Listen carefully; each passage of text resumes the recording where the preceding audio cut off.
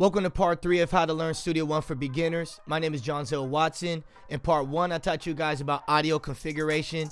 You guys got your microphone set up, you got your MIDI keyboard set up, and your audio interface set up.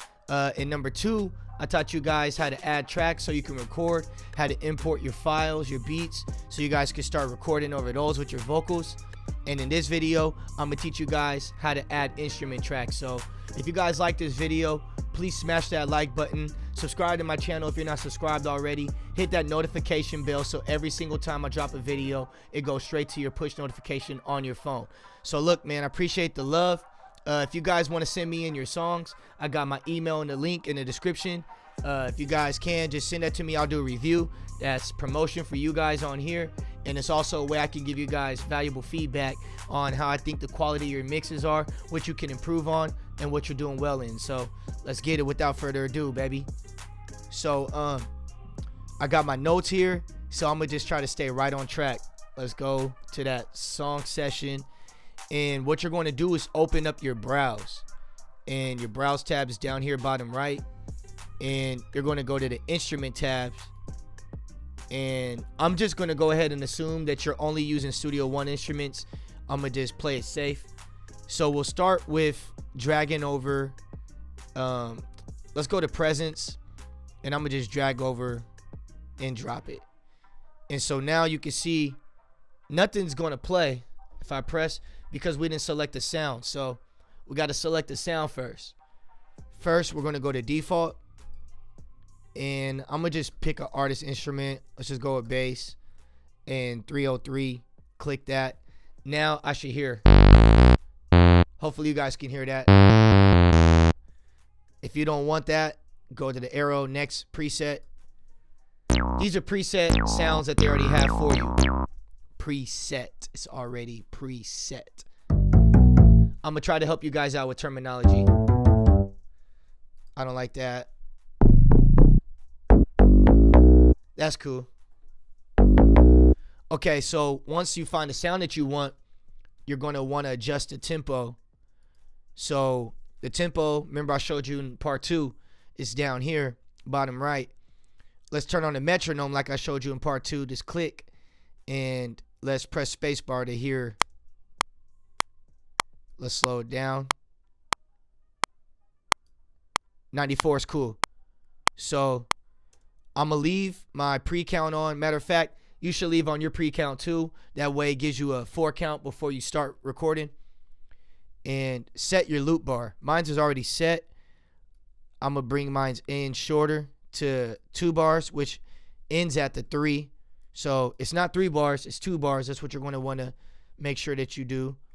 And then, so like if you're going to do 4 bars, make sure it goes 2 to 5. Because if you do it 2 to 4, it's only going to be 3 bars. So now that we got that, and then set your loop bar to active. So it repeats. It repeats every single time. That's what we want when you're making a beat. So now let's record something.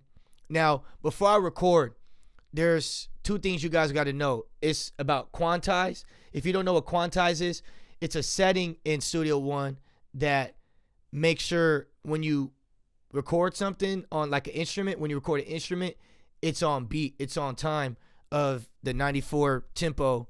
It's going to be on the click. So you press IQ for that, input quantize. So it's going to automatically do it on beat. If you don't, like I'm going to turn it off, and you mess up and you're not on beat, it's not going to be on beat. You can still fix it, but I'm going to show you. So I'm going to record, and I'm going to do it on purpose off.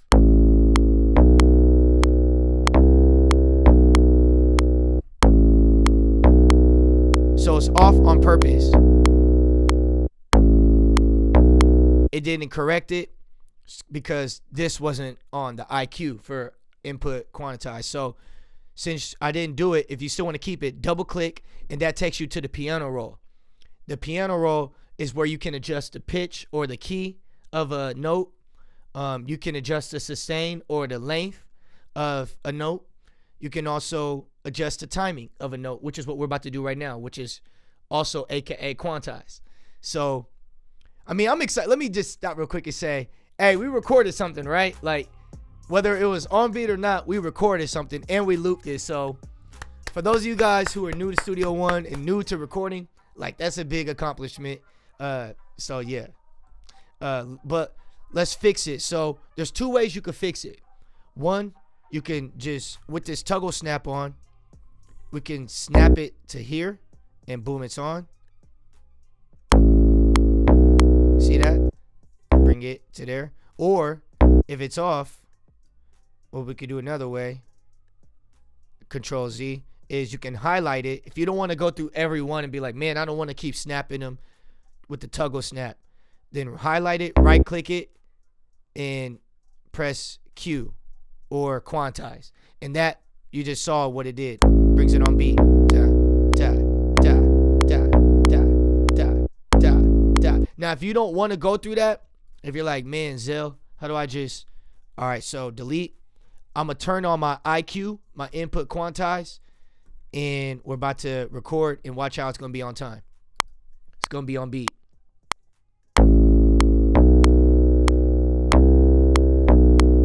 Here we go. Yeah. Yeah. Uh-huh.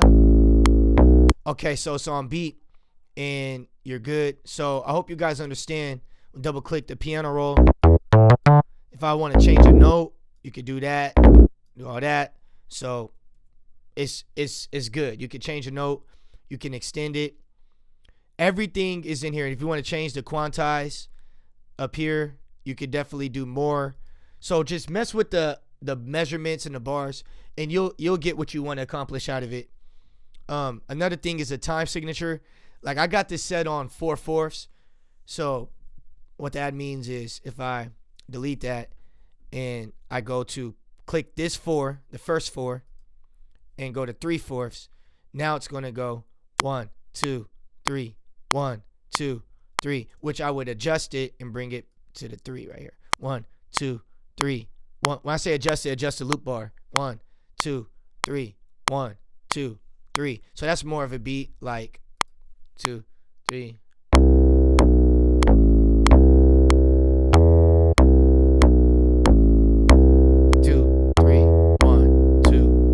So it's a different time signature. So most people use the standard 4/4. I just wanted to throw that out there. Studio One has all of them, 1 through 32 on the time signature. So, man, Studio One. All right. So last but not least, I'm going to teach you how to modify your sound. And it's within the preset. It's not going to be what I'm going to show you in the next part 4. I'm going to show you the mixing and the effects. This is kind of like a pre-mix, a pre-effect. Before you do the official mix and official effects. So the way you do that is, let me do another record. So I'm gonna go. Oh, I gotta extend my loop bar. And it go like boom, boom, boom.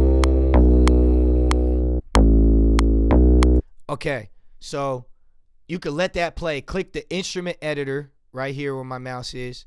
It's a little piano. And all this can be tweaked. Every single knob on here, you can tweak and modify the sound. So I'm not going to do every last one of them, but just kind of pay attention. You can let it play while you're doing it too. So filter, resonance, punch, drive. I'm just going to go crazy with the knobs. These are sine waves, low frequency oscillators,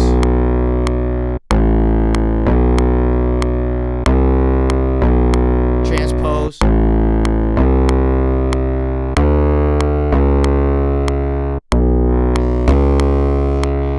volume, attack,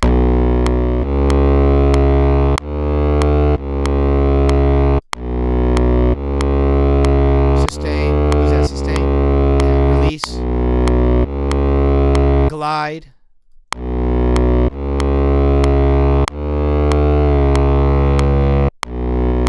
reverb, like a room. You just click reverb and it activates it right here for you. Make your room bigger, mix, size, delay, like an echo. Stuff you don't need. I'm just making it a mess for you. EQ, bass, the lower, higher, treble, mid right here. So distortion. See, it's not even the same sound. Like, I can compare what it was and what it is by clicking compare. That was what we started with. And once I messed up everything, listen how it sounds.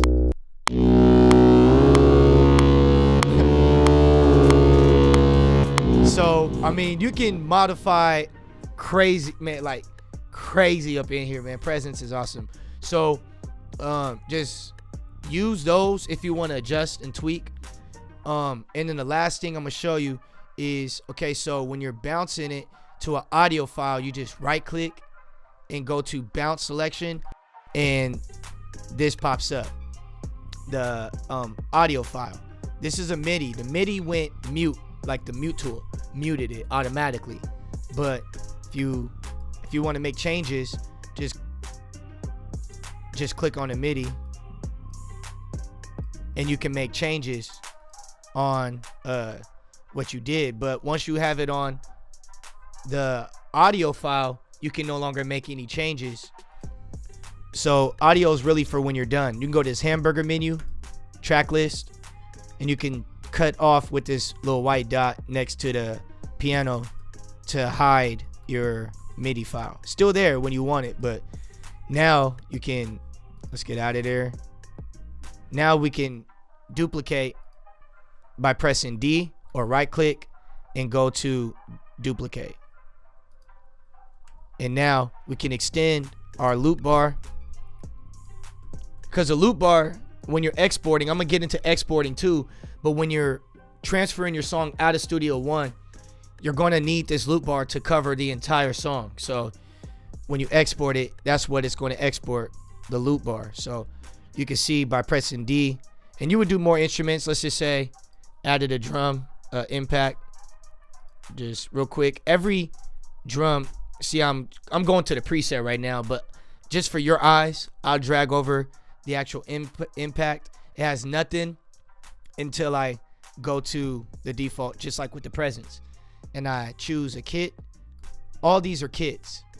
A kit is like a kick drum, a snare, a clap, hi-hat. It's pretty much a drum set. Cymbals. So I just click the random ones. Probably sucks. I don't mean suck, but it's probably not what I'm looking for. But ooh, there we go. Just for the sake of this video, I'm going to just make it and show you guys, because drums are just slightly different than a piano. So let's record. I'm gonna keep my input quantized, and I'm gonna turn, since it's drums and it's a little more complicated, I'm gonna do a little more complicated notes. It's not just gonna be dum dum dum. I'm gonna go 1/16, but I'm gonna leave my input quantized. So I'm gonna record it.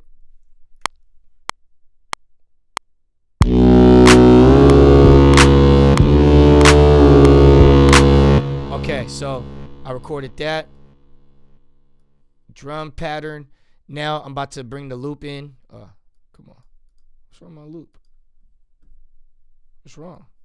Okay, that was weird. All right, so I'm gonna turn this down because I know I got a lot.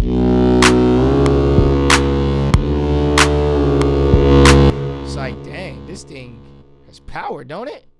Whatever I just created, I created a monster, didn't I? I'm turning it all the way down. This thing still ain't going down.